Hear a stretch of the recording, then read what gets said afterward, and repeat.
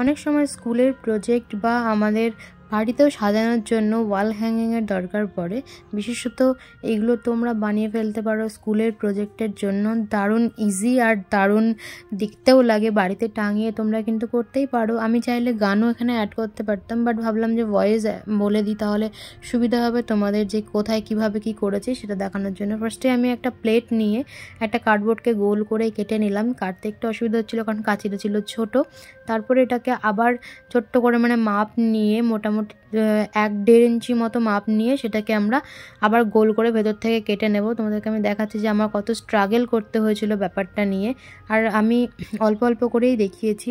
আর এটার কিন্তু একটা শর্ট ভিডিও দেওয়া আছে, বাট মনে হলো শর্ট ভিডিওতে তোমরা বুঝতে পারবে না, তাই আবার একটা বড় ভিডিও দেওয়ার চেষ্টা করলাম।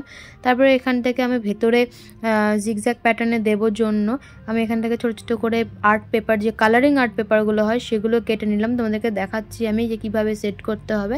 তারপরে আমি ফুল বানিয়ে নিলাম। ফুল বানানোর ক্লিপটা জানি না কেন আমার ডিলিট হয়ে গেছে, তোমরা যদি চাও আমাকে কমেন্ট করে জানিও, আমি ফুল বানানোর ক্লিপটা আবার দিয়ে দেবো।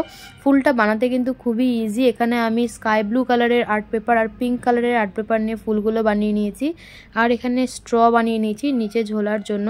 খুব তাড়াতাড়ি খুব অল্প সময়ের মধ্যে এটা আমাকে বানাতে হয়েছিল, তাই জন্য এরকমভাবে বানাতে হয়েছে। বাট এর থেকে আরও ভালো ভালো তোমাদেরকে আমি দেখাবো বানিয়ে, যদি তোমরা কমেন্ট করে জানাও যে এরকম ভিডিও তোমরা আরও দেখতে চাও কি না, তবে আমি আরও সুন্দর সুন্দর ভিডিও তোমাদেরকে এনে দেখাবো এই জিনিসের ওপরেই।